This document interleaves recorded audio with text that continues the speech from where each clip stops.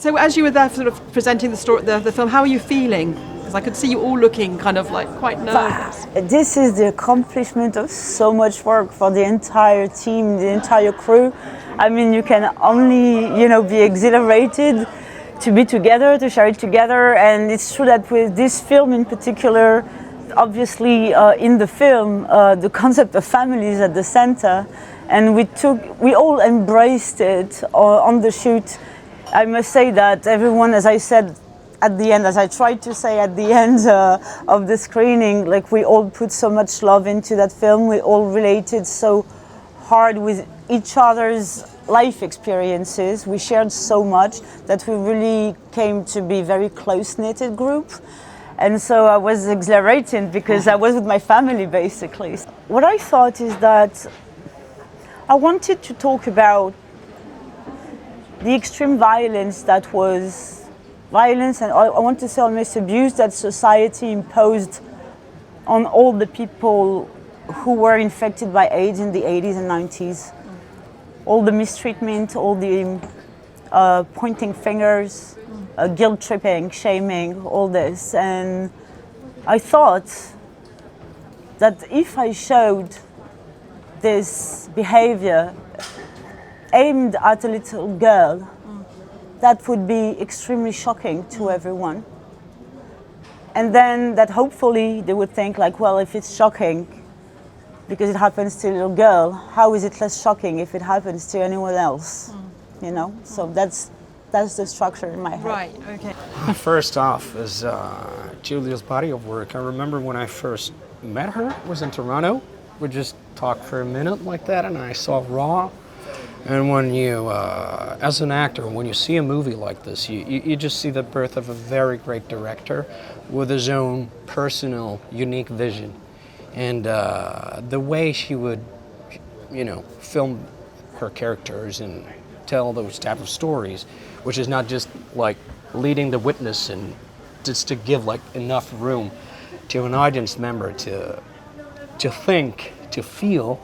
I felt like, yeah, I'd love to work with her. So when I got the script for the first time, I had a feeling that I would read something like even better than what I've seen before, because that's the way it goes usually with great directors.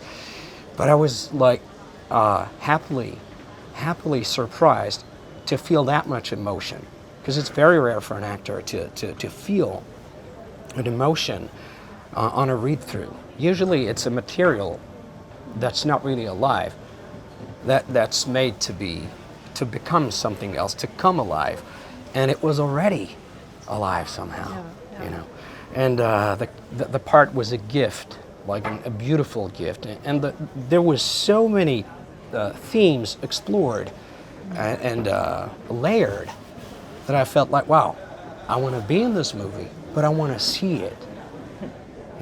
And I had like, when we first met, I felt something that is very hard to describe, that it's more of a feeling, something that has to deal with a sort of, I don't know what, pre-science, whatever, that you feel like, yeah, something's gonna happen. I feel like I know this person artistically, emotionally, and I was right.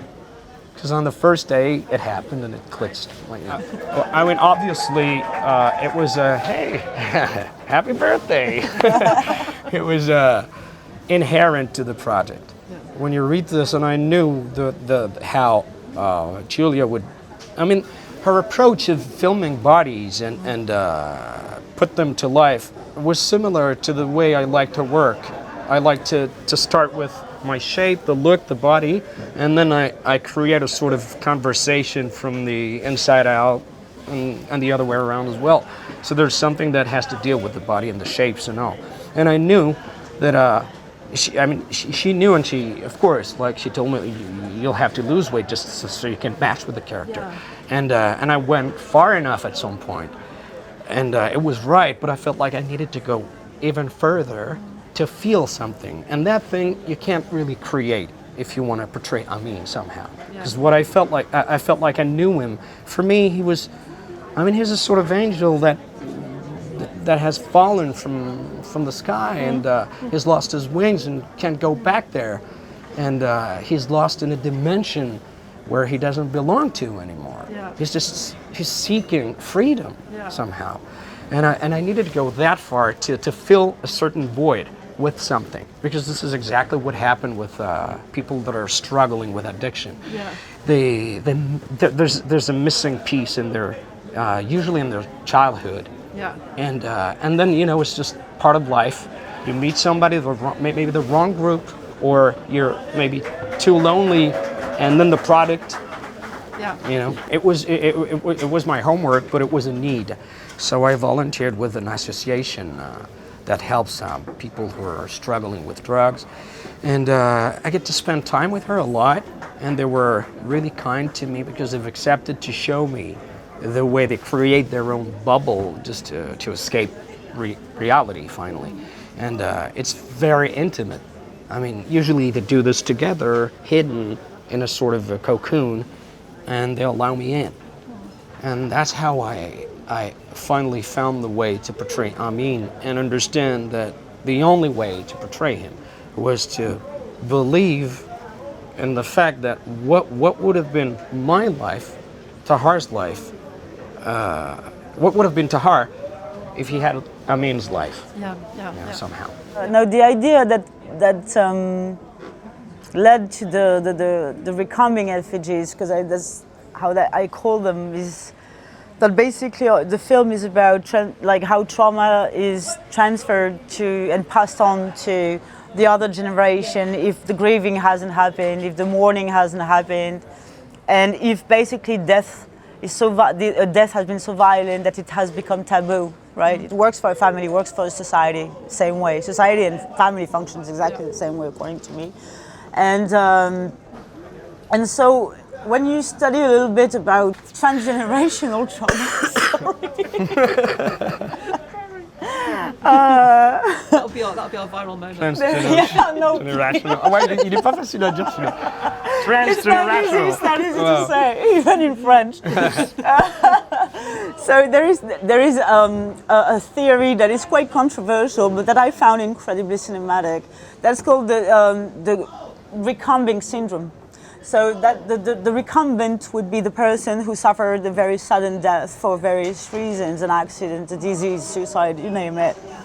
Can work also on the spectrum of society if it's a whole, like part of a population dying from pandemic and stuff like this. So this theory says that, call these people the recumbents, and they say that basically in future generations you're going to have the recipients to that recumbent who is going to start developing the same, let's say, conditions in their life as the person and as the death of the person who was not mourned or grieved, or that no one talked about, and who died from a violent death. This is very controversial because it's very Jungian, you know. Right. It's not based in anything like deeply rooted in science. But I thought that this idea was one, exactly what I was talking about in the film, and it like evoked me so many images that I wanted to put this idea of the recumbing effigies at the center of it, because I thought the recumbing effigies, they allow me to elevate my character's